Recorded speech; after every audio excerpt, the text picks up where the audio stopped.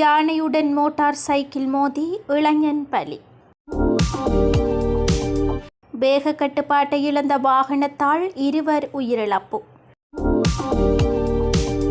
பிள்ளையானுக்கு சட்டத்தரணியாக மாறுகிறார் உதயன் கம்பன்பில. கைப்பற்றப்பட்ட பெருந்தொகை போதைப்பொருள்.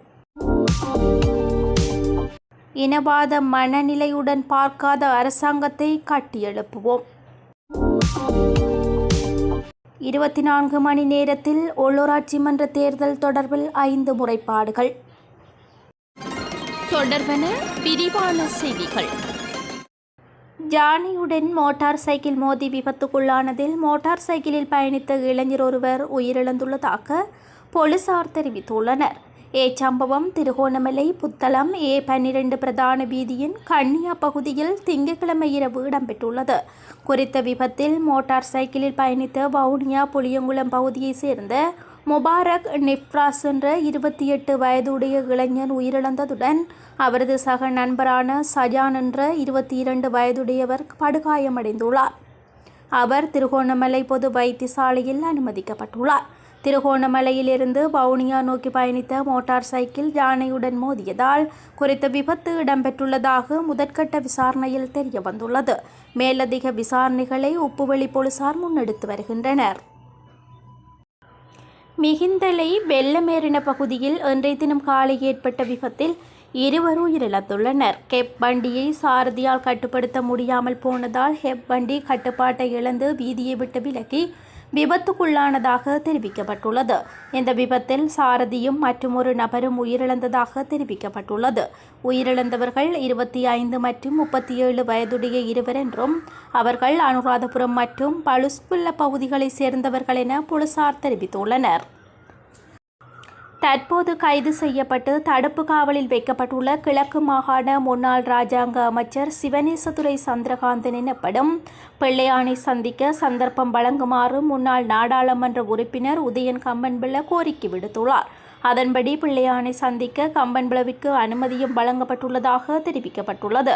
குறித்த அனுமதியானது பிள்ளையானின் சட்டத்தரணியாக கம்பன்பில செயற்படுவதால் வழங்கப்பட்டதாக தெரிவிக்கப்பட்டுள்ளது. இதன்போது கைதுக்கான காரணம் உடனடியாக தெரிவிக்கப்படாத நிலையில் பின்னர் 2006ஆம் ஆண்டு கிழக்கு மாகாணத்தில் பல்கலைக்கழக துணைவேந்தர் காணாமல் ஆக்கப்பட்டமை தொடர்பில் கைது செய்யப்பட்டதாக தெரிவிக்கப்பட்டுள்ளது. தற்போது 90 நாட்கள் தடுப்பு காவலில் வைக்கப்பட்டுள்ளமை குறிப்பிடத்தக்கது. இலங்கை கடற்படையினருக்கு கிடைத்த நம்பகமான தகவலின்படி மேற்கொள்ளப்பட்ட சிறப்பு தேடுதல் நடவடிக்கையின் போது போதைப்பொருள் கொண்டு சென்றதாக சந்தேகிக்கப்படும் உள்ளூருக்கு சொந்தமான நீண்ட நாள் மீன்பிடி கப்பல் மற்றும் 6 சந்தேக நபர்கள் ஆழ்கடலில் வைத்து கடற்படையினரால் கைது செய்யப்பட்டுள்ளனர். நீண்ட நாள் மீன்பிடி கப்பல் திக்கோவிட்ட துறைமுகத்திற்கு கொண்டு வரப்பட்டதுடன் போலீஸ் போதைப்பொருள் ஒழிப்பு பணியகத்தின் நிபுணத்துவ அனுசரணையுடன் மேற்கொள்ளப்பட்ட மேலதிக சோதனையின் போது மிக நுணுக்கமான முறையில் மறைத்து நாட்டிற்கு கொண்டு வர முயற்சித்த சுமார் 77 கிலோ 484 கிராம் ஹெரோயின் மற்றும் 42 கிலோ 334 கிராம் ஐஸ் போதைப் பொருள் கண்டுபிடிக்கப்பட்டுள்ளது. கண்டுபிடிக்கப்பட்ட குறித்த போதைப் பொருட்கள் சந்தேக நபர்கள் மற்றும் நீண்ட நாள் மீன்பிடி படகு ஆகியவை மேலதிக சட்ட நடவடிக்கைகளுக்காக போலீஸ் போதைப் பொருள் ஒழிப்பு பணியகத்திடம் ஒப்படைக்கப்பட்டுள்ளது. கடற்படை தளபதியினால் 2025 ஏப்ரல் மாதம் 12ஆம் திகதி திக்கோவிட்ட துறைமுகத்தில் போதைப் பொருட்கள் அவதானிக்கப்பட்டதுடன் இந்த நடவடிக்கைகளை வெற்றிகரமாக முடிப்பதற்கு பங்களித்த அனைத்து கடற்படை வீரர்கள் மற்றும் நடவடிக்கைகளுக்கு பங்களித்த பிற தரப்பினரையும் கடற்படை தளபதி பாராட்டியுள்ளார். தேசிய மக்கள் சக்தியின் வளமான நாடு அழகான வாழ்க்கை கொள்கை பிரகடனத்தில் கூறப்பட்டுள்ளபடி பயங்கரவாத தடுப்பு சட்டம் விரைவில் ரத்து செய்யப்படும் என பிரதமர் கலாநிதி ஹரணி அமரசூரிய தெரிவித்துள்ளார். மன்னார் முஷலி தேர்தல் தொகுதியில் சிலாவத்துறை பகுதியில் நேற்று முன்தினம் இடம்பெற்ற பொதுமக்கள் சந்திப்பொன்றில் கலந்து உரையாற்றும் போதே அவர் இவ்வாறு தெரிவித்துள்ளார்.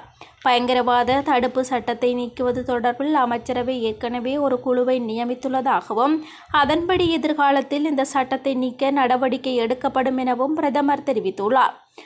மதம் அல்லது இனத்தின் அடிப்படையில் மக்கள் எந்த வகையிலும் பாதிப்புக்குள்ளாக இடமளிக்கப்பட மாட்டாது என்றும் ஒரு அரசாங்கம் என்ற வகையில் நெருக்கடிகளை ஒருபோதும் இனவாத மனப்பான்மையுடன் பார்க்கப்பட மாட்டாது என்றும் பிரதமர் கலாநிதி ஹரணி அமரசூரிய தெரிவித்துள்ளார். கடந்த 24 மணி நேரத்தில் உள்ளூராட்சி மன்ற தேர்தல் தொடர்பில் 5 முறைப்பாடுகள் பதிவு செய்யப்பட்டுள்ளதாக போலீசார் தெரிவித்துள்ளனர். தேர்தலுடன் தொடர்புடைய வன்முறை சம்பவங்கள் மற்றும் தேர்தல் சட்டத்தை மீறியமை தொடர்பில் இவ்வாறு முறைப்பாடுகள் பதிவாகியுள்ளது. இந்த சம்பவங்கள் தொடர்பில் கடந்த 24 மணி நேரத்தில் வேட்பாளர் ஒருவரும் 6 ஆதரவாளர்களும் கைது செய்யப்பட்டுள்ளதாக தெரிவிக்கப்பட்டுள்ளது. அத்துடன் இதுவரை 15 வேட்பாளர்களும் 52 ஆதரவாளர்களும் கைது செய்யப்பட்டுள்ளனர். இதனிடையே கடந்த 3ஆம் திகதி முதல் இதுவரையான காலப்பகுதியில் தேர்தல் சட்டத்தினை மீறியமை மற்றும் வன்முறைகள் தொடர்பில் 127 முறைப்பாடுகள் பதிவு செய்யப்பட்டுள்ளதாக போலீசார் தெரிவித்துள்ளனர்.